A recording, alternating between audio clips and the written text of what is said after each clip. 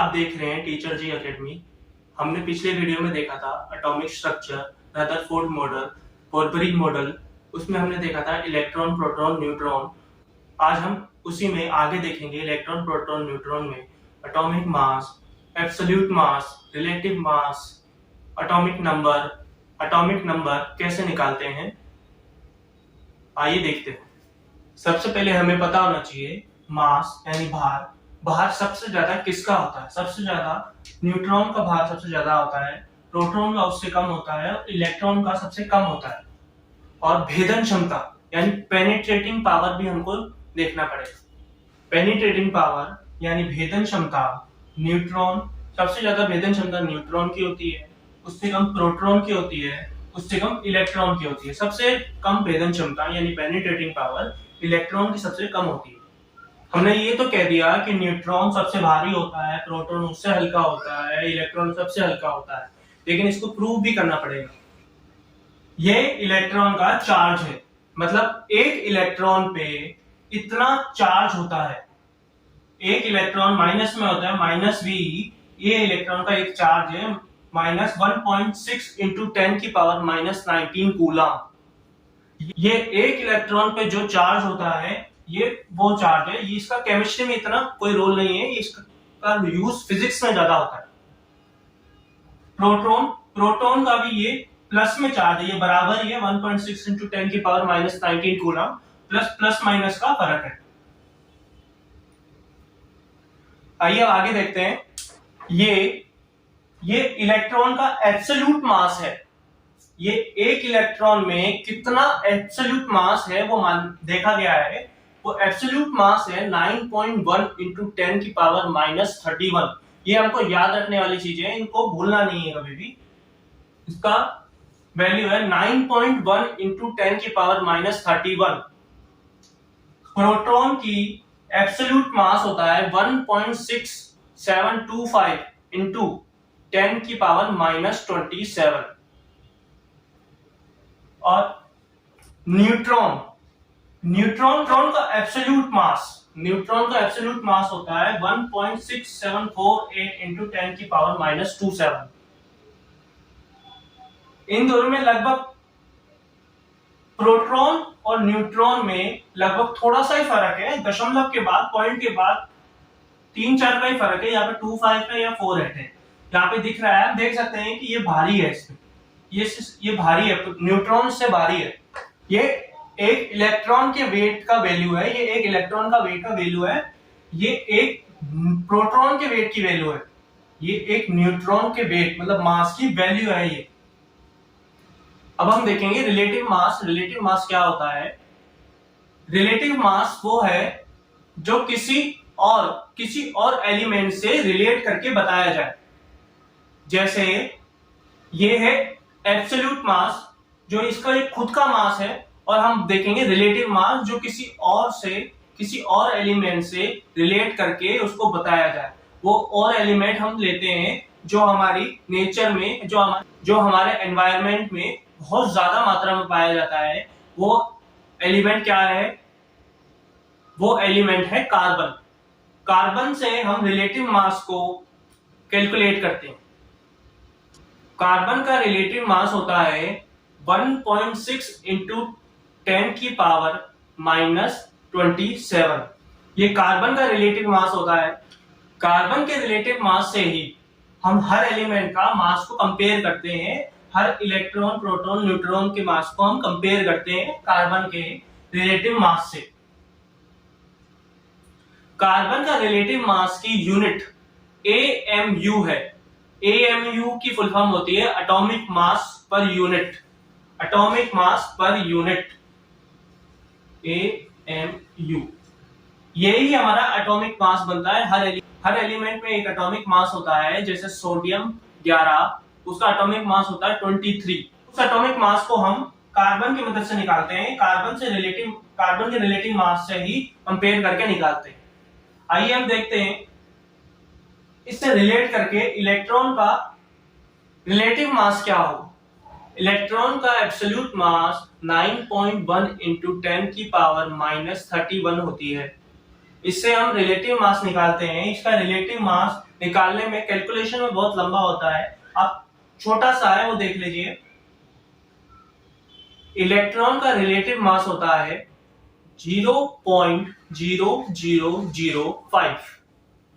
Electron का relative mass होता है 0.0005। वैसे प्रोटॉन का कार्बन से रिलेटिव मास देखते हैं, कार्बन से रिलेट करके, कोरिलेट करके रिलेटिव मास देखते हैं। प्रोटॉन का रिलेटिव मास होगा 0.007। ऐसे ही न्यूट्रॉन का रिलेटिव मास देखिए हम। न्यूट्रॉन का एब्सोल्यूट मास होता है 1.6748 इंटू 10 की पावर -27। न्यूट्रॉन का रिलेटिव मास होता है 0.008। इन दोनों में ज्यादा अंतर नहीं है, बस थोड़ा सा ही अंतर है। दशमलव में 3 के बाद थोड़ा सा अंतर को ज्यादा नहीं मानते, थोड़ा सा ही अंतर है। उम्मीद करता हूं आपको ये समझ में आ गया होगा। हम अब आगे देखते हैं एटॉमिक नंबर। एटॉमिक नंबर क्या होता है, किसी भी एलिमेंट का एटॉमिक नंबर। हम देखते हैं एटॉमिक नंबर क्या होता है। एटॉमिक नंबर वह होता है किसी भी एलिमेंट में नंबर ऑफ प्रोटॉन को एटॉमिक नंबर कहते हैं। किसी हर एलिमेंट में नंबर ऑफ प्रोटॉन और नंबर ऑफ इलेक्ट्रॉन लगभग सेम होते हैं, लेकिन फिर भी नंबर ऑफ प्रोटॉन को ही एटॉमिक नंबर के तौर पे कंसीडर करते हैं, नंबर ऑफ इलेक्ट्रॉन को एटॉमिक नंबर के तौर पे कंसीडर नहीं करते हैं। एटॉमिक नंबर को प्रोटॉन से ही क्यों कंसीडर किया जाता है, प्रोटॉन को ही एटॉमिक नंबर क्यों कंसीडर किया जाता है, इलेक्ट्रॉन को क्यों नहीं किया जाता, इसका भी एक रीजन होता है। नंबर ऑफ इलेक्ट्रॉन फिक्स नहीं होते, नंबर ऑफ इलेक्ट्रॉन बदलते रहते हैं, इसलिए एटॉमिक नंबर को प्रोटॉन के हिसाब से लिया जाता है, इलेक्ट्रॉन के हिसाब से नहीं लिया जाता है। इसको याद रखिएगा। इसको मैं लिख देता हूं, number of proton in element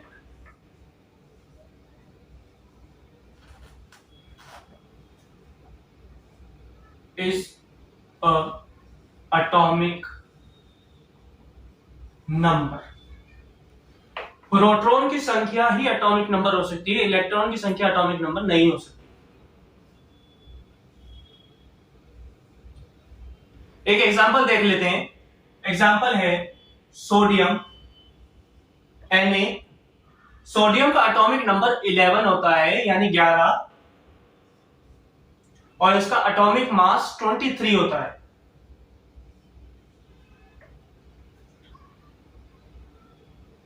atomic mass यानी भार।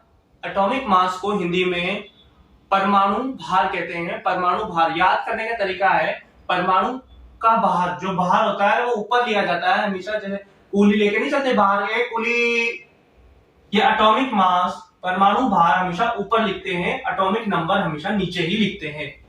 अब ये एटॉमिक मास यानी परमाणु भार क्या होता है, हमारी पिछली वीडियो याद कीजिए। आपने अगर पिछली वीडियो नहीं देखी है तो उसका लिंक मैं आप डिस्क्रिप्शन में दे दूंगा, उसको देख लीजिए। उसमें रदरफोर्ड का मॉडल बताया है मैंने। रदरफोर्ड के मॉडल में रदरफोर्ड भैया ने क्या कहा था, रदरफोर्ड भैया ने कहा था कि किसी भी एटम का मैक्सिमम वेट, किस मैक्सिमम वजन उसके बीच में होता है, उसके सेंटर में होता है, उसके न्यूक्लियन में होता है। न्यूक्लियन में क्या होता है, न्यूट्रॉन और प्रोटॉन। तो हम कह सकते हैं कि जो ये एटॉमिक वेट है ये number of proton plus number of neutron है। इस एटॉमिक वेट से हम नंबर ऑफ न्यूट्रॉन निकाल सकते हैं। इसका फॉर्मूला बनता है एटॉमिक नंबर यानी proton plus neutron is equal to atomic mass. ये एक फॉर्मूला है, छोटा सा फॉर्मूला है एटॉमिक मास निकालने का, और इसी फॉर्मूले से हम न्यूट्रॉन की संख्या भी पता लगा सकते हैं। न्यूट्रॉन की संख्या निकालने के लिए आपको इसमें माइनस करना पड़ेगा। 23 माइनस 11 इज इक्वल टू 12। तो सोडियम में न्यूट्रॉन की संख्या होती है 12। सोडियम में न्यूट्रॉन की संख्या 12 होगी और इलेक्ट्रॉन की संख्या प्रोटॉन के बराबर ही होगी, यानी इलेक्ट्रॉन होगा इसके अंदर 11 कहते हैं। इसका ये रीजन है, इलेक्ट्रॉन आवारा कण होता है, जैसे मैंने पहले कहा था।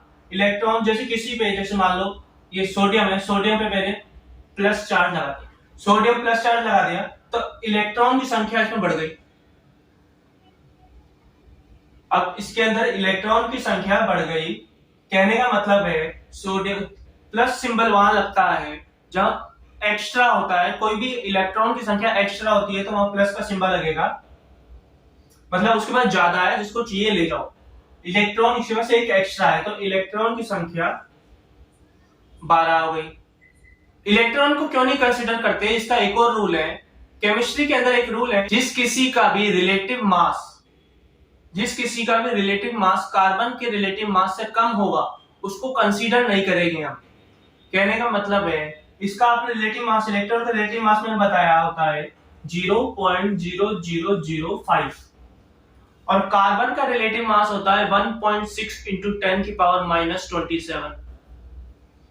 कार्बन का रिलेटिव मास होता है 1.6 इंटू 10 की पावर माइनस 27। ये इससे कितना कम है, देखो आधा भी नहीं है इसका। इसलिए इलेक्ट्रॉन को एटॉमिक नंबर के तौर पे कंसीडर नहीं करते। आइए हम कुछ एग्जांपल की मदद से देख लेते हैं atomic number, atomic mass, neutron, proton, electron क्या होते हैं। हम एग्जांपल लेते हैं कैल्शियम का एटॉमिक नंबर या नंबर ऑफ प्रोटॉन की संख्या 20 होती है। एटॉमिक मास यानी प्रोटॉन प्लस न्यूट्रॉन का रिजल्टेंट यानी प्रोटॉन प्लस न्यूट्रॉन का योग 40 होता है। ये इसका एटॉमिक मास है या एटॉमिक भार है, भार हमेशा ऊपर रखते हैं। ये इसका एटॉमिक नंबर है, ये एटॉमिक हमेशा नंबर नीचे रहता है। ये नंबर ऑफ प्रोटॉन की संख्या है। ये कैल्शियम में नंबर ऑफ प्रोटॉन 20 है और इलेक्ट्रॉन, नंबर ऑफ इलेक्ट्रॉन भी लगभग प्रोटॉन के बराबर होते हैं। नंबर ऑफ इलेक्ट्रॉन 20 है। अगर इसमें अगर मैं माइनस चार्ज लगा दूं, कैल्शियम माइनस में चार्ज में लगा दूं तो ये इलेक्ट्रॉन की संख्या इसमें बदल जाएगी। माइनस का मतलब होता है कि इसके पास इलेक्ट्रॉन की संख्या कम है, इसको जरूरत है। तो कैल्शियम में अगर हमने माइनस लगा दिया तो इलेक्ट्रॉन की संख्या क्या होगी बताइए। कैल्शियम में हमने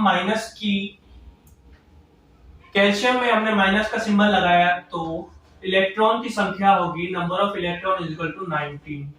एक माइनस है तो 20 में से -1 कर दिया हमने। 2 माइनस होंगे या तो 20 में से -2 कर देंगे। 3 माइनस होंगे तो 20 में से -3 कर देंगे। हम एक और एग्जांपल ले लेते हैं, जैसे आर्गन 1840। आर्गन का एटॉमिक नंबर 18 होता है, एटॉमिक मास 40 होता है। आर्गन में प्रोटॉनों की संख्या बताओ। आर्गन में प्रोटॉन की संख्या होगी 18। आर्गन में न्यूट्रॉन की संख्या क्या होगी? Number of neutrons 40 minus 18। Atomic mass मतलब माइनस प्रोटॉन कर दो, 40 माइनस 18 22। न्यूट्रॉन की संख्या 22 होगी इसमें। और इलेक्ट्रॉन की संख्या कितनी होगी? इलेक्ट्रॉन की संख्या 18 होगी, प्रोटॉन के बराबर। प्रोटॉन को हम Z से डिनोट करते हैं, इलेक्ट्रॉन को E से डिनोट करते हैं, न्यूट्रॉन को डिनोट करते हैं। उम्मीद करता हूं कि आपको ये समझ में आ गया होगा। अगर समझ में आ गया हो तो कुछ क्वेश्चन लिख रहा हूं, उसके जवाब दीजिए। ये कुछ क्वेश्चन है, इसमें number of electron, number of proton, number of neutron बताना है इन पांचों में कि क्या क्या होगा। पॉज करके बताइए कि इसका आंसर क्या होगा। हो गया? बड़ी जल्दी कर लिया है तुमने, स्मार्ट हो रहे हो। सोडियम 11 23, इसमें एटॉमिक नंबर यानी नंबर ऑफ प्रोटॉन 11 होंगे। नंबर ऑफ इलेक्ट्रॉन में 11 होंगे। नंबर ऑफ न्यूट्रॉन 12 होंगे। 12 कैसे होंगे? 11 minus 23 minus 11 23 minus 11 is equal to 12। Calcium में नंबर ऑफ प्रोटॉन 20 होंगे। कैल्शियम में नंबर ऑफ इलेक्ट्रॉन 20 होंगे और कैल्शियम में नंबर ऑफ न्यूट्रॉन ये भी 20 होंगे। क्लोरीन में नंबर ऑफ प्रोटॉन 17 होंगे। क्लोरीन में नंबर ऑफ इलेक्ट्रॉन 17 होंगे। क्लोरीन में नंबर ऑफ न्यूट्रॉन, न्यूट्रॉन की संख्या क्या होगी? क्लोरीन में न्यूट्रॉन की संख्या 18 होगी। ऐसे ही कैल्शियम में नंबर ऑफ प्रोटॉन 20 होंगे, नंबर ऑफ न्यूट्रॉन 20 होंगे, नंबर ऑफ इलेक्ट्रॉन अब देखो यहाँ पे 2 प्लस लगे हुए हैं, इसके बाद 2 एक्स्ट्रा है, इलेक्ट्रॉन 2 एक्स्ट्रा है तो 2 प्लस हो जाएंगे, इलेक्ट्रॉन 22। सोडियम 11, ऐसे ही ऊपर वाले की तरफ 11 और 12 number of proton, number of neutron. अब इलेक्ट्रॉन में +1, इसके पास एक ज्यादा है तो यहाँ पे +1 हो जाएगा 12। तो आपको ये समझ में आया होगा। अब आप देखते हैं आइसोबार क्या होते हैं। अब हम देखते हैं आइसोबार यानी समभारिक क्या होते हैं। आइसोबार वह एलिमेंट होते हैं जिनके एटॉमिक मास सेम हो लेकिन नंबर ऑफ प्रोटॉन्स यानी एटॉमिक नंबर डिफरेंट हो। जैसे कैल्शियम का एटॉमिक नंबर क्या होता है? कैल्शियम का एटॉमिक नंबर 20 होता है। कैल्शियम का एटॉमिक मास कितना होता है? कैल्शियम का एटॉमिक नंबर 40 होता है। वैसे ही आर्गन का एटॉमिक नंबर यानी नंबर ऑफ प्रोटॉन तो 18 होता है लेकिन एटॉमिक मास इसका 40 होता है।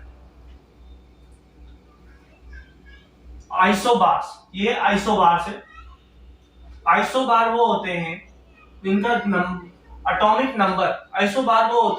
एटॉमिक नंबर तो डिफरेंट हो लेकिन एटॉमिक मास सेम हो। इसका एक और एग्जांपल लेते हैं, कार्बन 6-14, नाइट्रोजन 7-14। इसमें कार्बन का एटॉमिक नंबर तो 6 है और नाइट्रोजन का एटॉमिक नंबर 7 है, लेकिन कार्बन का एटॉमिक मास 14 है, नाइट्रोजन का एटॉमिक मास भी 14 है। इसमें एटॉमिक मास सेम हो वो आइसोबार्स कहलाते हैं। इसको याद कैसे करें? इसमें याद करने का तरीका बहुत आसान है। इसको हिंदी में समभारिक कहते हैं। एटॉमिक मास का मतलब होता है समभारिक। समभारिक मतलब भार, समभारिक भार, जिसका भार सेम हो वो आइसोबार। भार सेम लगना, राइमिंग करना है। आइसोबार समभार, जिसका भार सेम हो वो आइसोबार होता है, यानी एटॉमिक मास सेम हो वो आइसोबार होता है। आइसोटोप क्या होता है? आइसोटोप वो एलिमेंट होते हैं जिसमें number of atomic number same हो लेकिन एटॉमिक मास डिफरेंट हो। ये जस्ट आइसोबार का जस्ट अपोजिट है। आइसोबार में क्या था? उसमें भार, जो एटॉमिक मास था वो सेम था लेकिन एटॉमिक नंबर डिफरेंट था। आइसोटोप में एटॉमिक नंबर सेम है लेकिन एटॉमिक मास डिफरेंट है। इसका एग्जांपल है हाइड्रोजन। हाइड्रोजन 1, इसका एटॉमिक मास 1।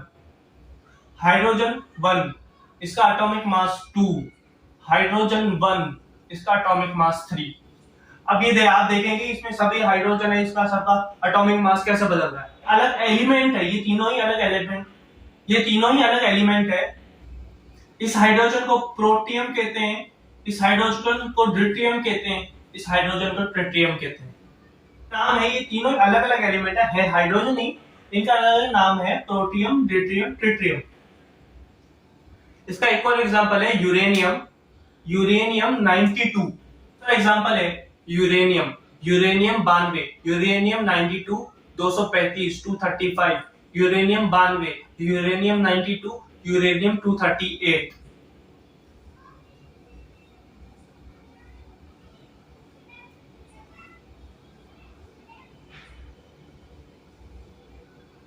यूरेनियम 92 92 92 235 235। आपको समझ में आ गया होगा आइसोटोप क्या होते हैं। आइसोटोप वो होते हैं जिनके एटॉमिक नंबर तो सेम हो, एटॉमिक मास डिफरेंट हो। एटॉमिक नंबर सेम है, एटॉमिक नंबर सेम है, एटॉमिक नंबर सेम है, इनके एटॉमिक नंबर सेम है लेकिन एटॉमिक मास डिफरेंस है। इसमें यूरेनियम में भी एटॉमिक नंबर सेम है, एटॉमिक नंबर सेम है लेकिन इनके मास डिफरेंस है। आइसोबार क्या थे? आइसोबार वो होते हैं जिनके एटॉमिक मास डिफरेंट हो, मतलब जिसका भार चेंज हो, जिसका भार सेम नहीं हो। और आइसोटोप वो होते हैं जिनके एटॉमिक नंबर सेम हो। आइसोबार का जस्ट अपोजिट होता है ये। हम देखते हैं आइसोटोन्स। आइसोटोन्स क्या होते हैं? जिनके neutrons, number of neutron same हो, वो आइसोटोन्स कहलाते हैं। इसका एग्जांपल है कार्बन 6 14, ऑक्सीजन 8 16, 8 16। इसमें नंबर ऑफ न्यूट्रॉन्स हमको निकालना है। नंबर ऑफ न्यूट्रॉन निकालने के लिए हमको एटॉमिक नंबर को एटॉमिक मास में से माइनस करना पड़ेगा। 14 माइनस 6 इज इक्वल टू 8। ऐसे ही 16 minus 8 is equal to 8। 16 minus 8 is equal to 8। हमने देखा नंबर ऑफ न्यूट्रॉन्स जिसके सेम आते हैं वो आइसोटोन्स कहलाते हैं। उम्मीद करता हूँ आपको आज की क्लास समझ में आई होगी। अगर समझ में आई तो लाइक कीजिए, शेयर कीजिए, सब्सक्राइब कीजिए। और हम नेक्स्ट क्लास में देखेंगे ऑर्बिट्स। ऑर्बिट्स क्या होते हैं,